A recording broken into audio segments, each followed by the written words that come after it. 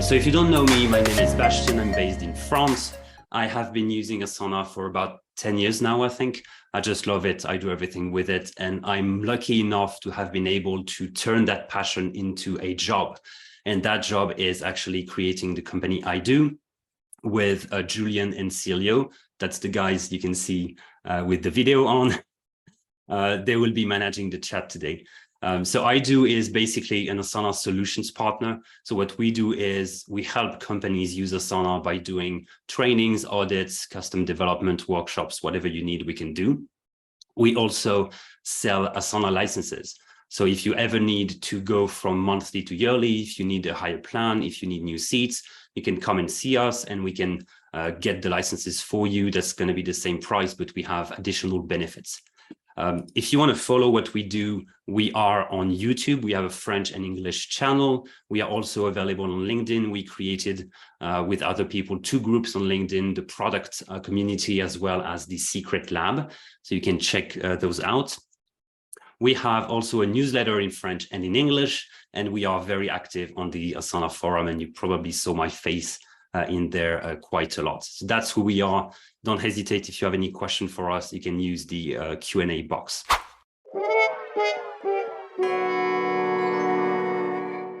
All right, so today we're going to be together for about 30 minutes. I'm going to stay a little bit more at the end if you want to stay as well. Everything I'm going to show you within our demo account is possible with an Asana business or enterprise plan. If you do not have business, but if you have premium, you'll be able to do most of the things I'm going to show you. Anything I'm going to show you, we can actually help you implement within Asana. So a little bit of context. We have been using Asana as a CRM for a very long time. And a couple of months ago, we had the opportunity to actually use HubSpot. We had a pretty sweet deal. We had something like a 90% discount. So we started to look at HubSpot. We got help. We tried to use it, but it just didn't click. It was too complex. It would have been too much expensive if we stuck with it. And we didn't like the fact that not everyone could collaborate within Asana anymore. We really liked the fact that everyone was within Asana. So we decided to not keep HubSpot and double down on using Asana as a CRM. Even though Asana doesn't have some of the features that most CRM have. You cannot send an email from Asana. You can't receive an email. You cannot create invoices or quotes directly within Asana, but we found workarounds. We found ways to make it work. And I'm going to show you some of those ways. So we really think that Asana could be a good and simple CRM. It doesn't replace HubSpot, obviously, but we think it could be a good alternative. In terms of KPIs, so you understand the kind of company we are. We manage about 500 clients, and I'm going to show you how we do this in a moment. That means we have 500 projects, 1 project per client, which is completely manageable. We also have about a couple of thousands of leads that we manage within Asana. We created 1,000 quotes, and this year we managed about 500 invoices. All of this was done within Asana. And I think in terms of volume, it's perfectly manageable to use Asana to do this. So let me share my screen. So what you see there is a demo space. We recreated some of the ways we work at the company. It's not exactly like this. We actually go a bit beyond. We have things that are a bit more complex, but overall, that's the idea that I'm going to show you. Everything stays within one team. That's the CRM team we have on the left. And I'm just going to change my pointer. Here we are. Everything is within one team. We have the sales funnel. That's the pipeline. I'll show you the details. Then we have different projects. Each type of task actually goes into those projects. And you're going to see that we are using multi-homing quite heavily. That means that very often in the way we are set up, one task will be part of several projects, whether it's a contact, a session, a quote, an invoice. And I'm going to show you again how it works. And then we have 1 project for each client. In our case, 500 projects. In that case, we just have a handful of projects. So let me show you the sales funnel. That's where everything starts. We have 1 task for each lead that we work with. And those leads will go through the different steps of the pipeline. The steps are the ones you see there. Those are the sections. And you can see that we created section ourselves, and the leads will go through each section as we talk to them, have a meeting, create a quote. So it just slowly goes through the different section until they become a client, or until they decide not to work with us, or the other way around. Each task has a couple of custom fields. You can see some of those. We have the entire identity of the company. We have the contact name, the phone number, the country, the address. We also have invoicing information like the VAT, etc., etc. The domain name. So we try to fill that in before the first call that we have. And then during the first call, we fill in the blanks, basically. Every task is created based on a task template. So you can see there we have a specific task template that has an entire description pre-built. So you have blanks you need to fill, but you have the entire structure ready for you whenever you have to jump in that first call you have with the client. In addition to those sections, we have what we call sales enablement, which is basically a collection of links that will take you to tasks elsewhere in another project, which is the knowledge base. And each of those tasks will have the latest up-to-date info about case studies we've worked with, sales script, or anything that you need when you are on the call. And in that case, what's really important for us is to have everything available very quickly, because when someone calls you on the phone, or you haven't had time to prepare, you really want to have everything ready. So this is the sales enablement. And then we have sections within subtasks that are ready as well. We have the contact and the action. If you haven't used Asana for a while, or if you never used Asana, you maybe not know this, but you can actually create sections within subtasks by using the Tab N shortcut. I can do Tab N, and that's going to create a new section within subtask, which is quite handy to organize the subtasks that you have. You'll see later when the actual task becomes a client, all of those subtasks becomes when a lead becomes a client, it becomes a project, and then all of those subtasks will actually go into the client project. So they don't stay that long as a subtask. You can start to see there the fact that we are managing different entities. In addition to leads, this is the ones with this blue emoji. We're also starting to play with contact. And if I open this contact, so I'm opening the task, you can see that a multi-home has been done. This specific contact, in addition to being a subtask, is also a task within the contact project. That's a way for us to pull some custom fields coming from that project. In that case, the email, the phone number, what's the function of the person, the spoken languages. So this is coming because we multi-homed that contact into the contact project. And if I go there, you'll see that this project is filled with contact from all the different clients that we work with. So that multi-homing concept is very powerful, and you're going to see that we use it quite often. In addition to all of those, we have something that we use very often as well, which is an action dropdown. On a lot of the items that we have, we add a dropdown custom field that we call action, and that field has different options within. If you click on create contact, what it's going to do is it's going to trigger a rule that has been defined within Asana. That rule will create a new contact at the bottom of the list. It's pre-multi-homed, it has the right emoji, everything is ready for you to work. And we have that concept in a lot of different items. It really allows us to save time and make sure that we all use Asana the same way. As you can see, we are using emojis quite a lot, and we decided that it was interesting to have emojis to really be able to give a type to a task. So we really want to be able to identify a contact easily, to identify a lead easily, and also in terms of sales funnel steps in the funnel, we also want to be able to read that list very quickly. That's why we use emojis almost everywhere. So every time we have an interaction with a client, with a lead, they potentially go down the list and change section up to a point where they actually end up within the customer section. When that happens, we create a project for them. And this is actually something you can see here. That project, which is the sales funnel, displays the other project the task belongs to. Again, that's multi-homing. The best by task here also belongs to the best by project. And if I open that task, you can see it there. The task actually belongs to 2 projects at the same time.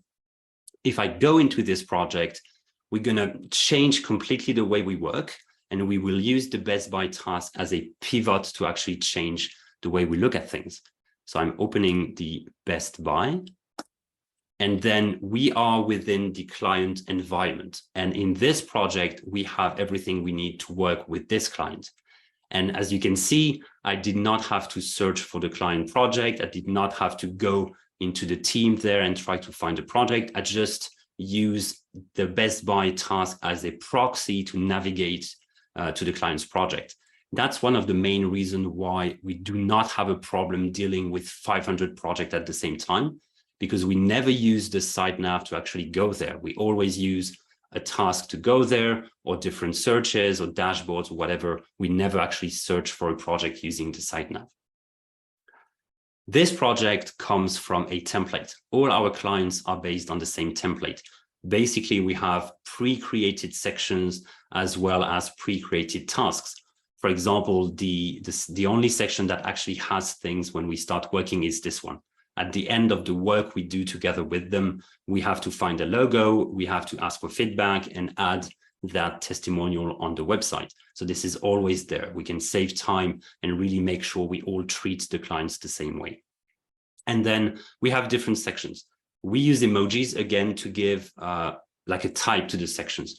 For example, every time we sell a package, we use that little box emoji. So if we sell different packages to the same client, we will have one section for each of the packages that we sold. And again, we always use the same emoji. You can see within that section, we have a couple of tasks. We have 5 different tasks. Again, thanks to the emoji, we know exactly what they are. We know that this one is a quote. We can see that emoji is the quote emoji. You can also see that the task is actually multi-homed within the quote project. We can see that there were 2 invoices. That's the invoice emoji. And we can see that we had one meeting that was canceled and another meeting that is upcoming on Monday. And again, we use the emoji to really convey the information that it's a meeting. If you open the quote, we're using multi-homing. So you can see that the quote itself is part of the best by project as well as being part of the quotes project.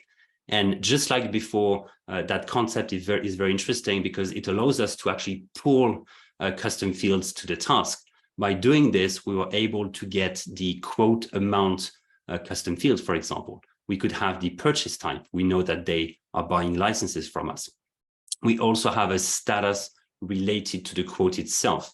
And we do this without actually disturbing that view with all the other tasks, because you can't add a field in that view that wouldn't apply to everything. And in most cases, it doesn't make sense. That's why we use multi-homing to actually pull those fields to us.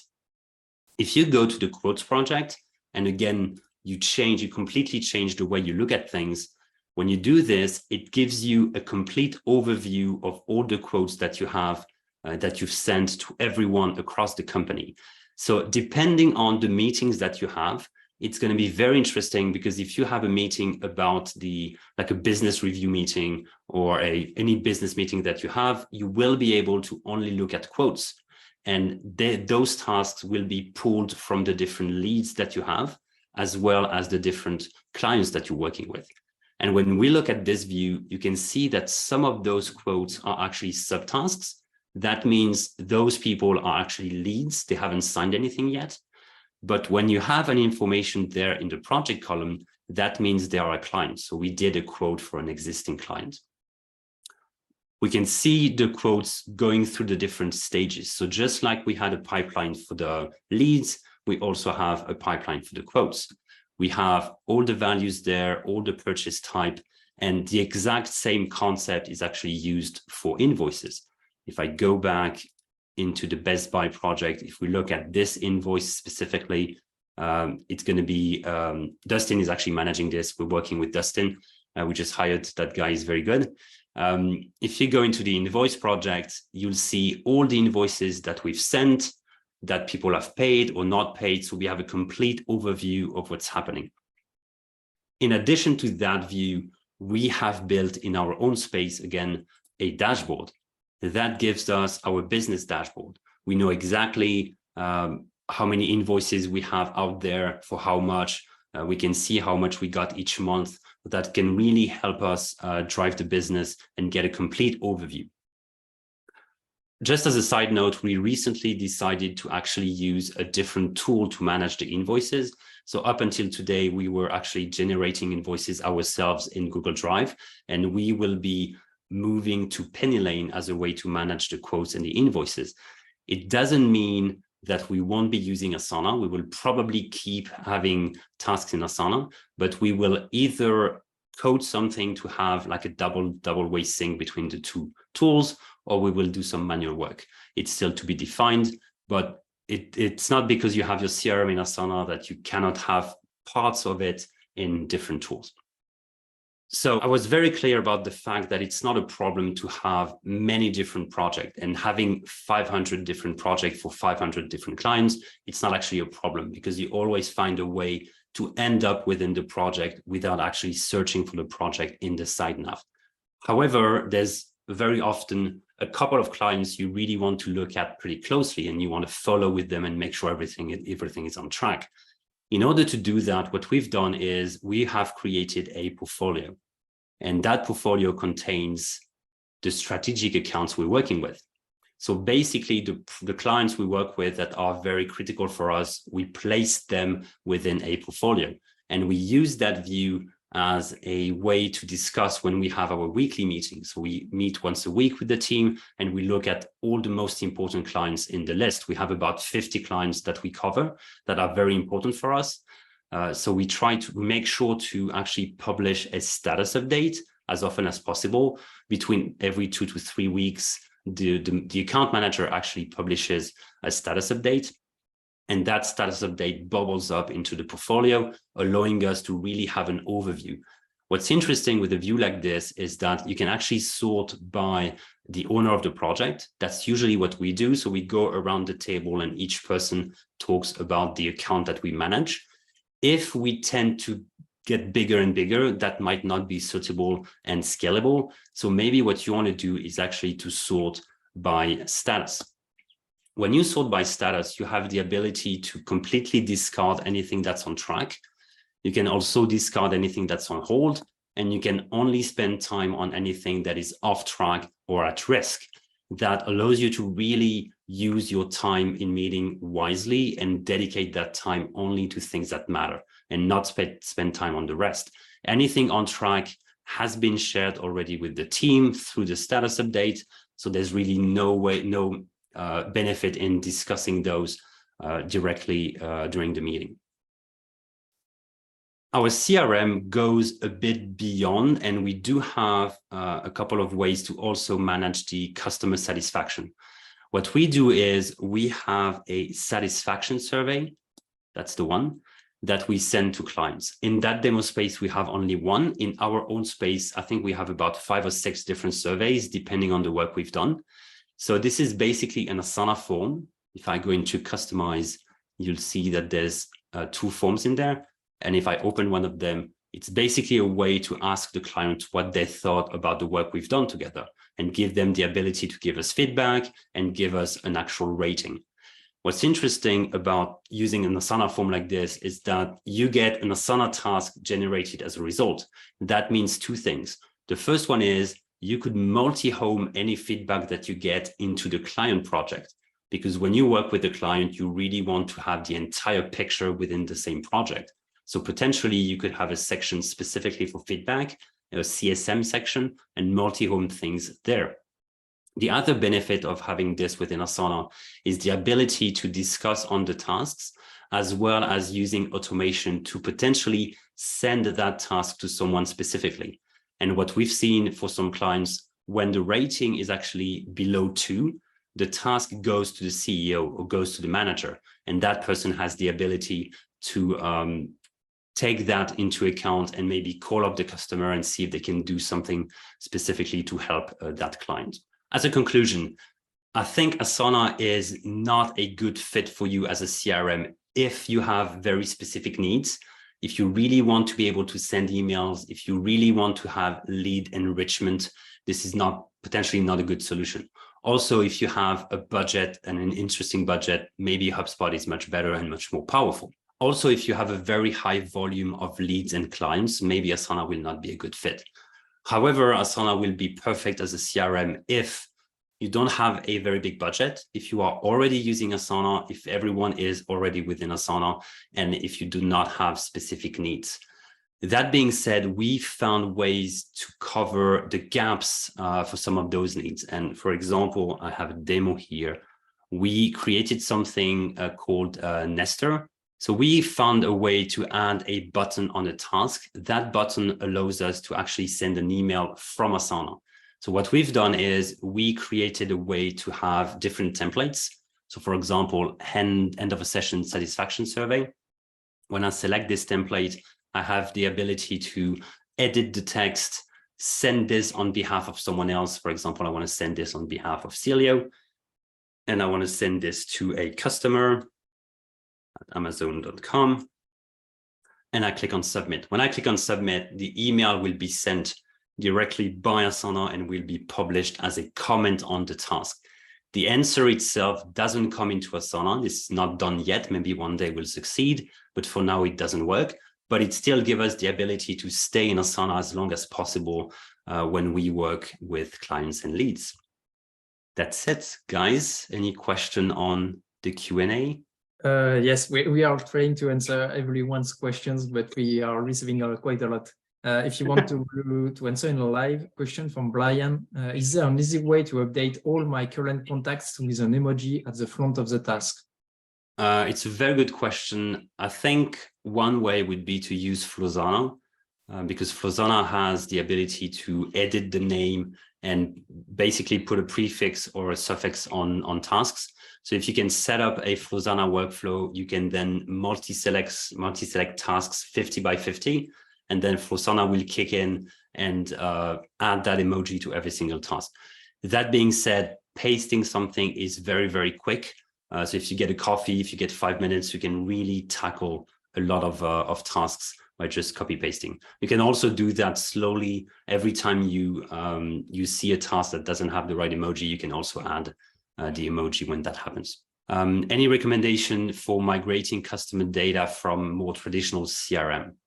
So any migration from another CRM will really depend on what that other CRM is. Some of the tools have native integration with Asana.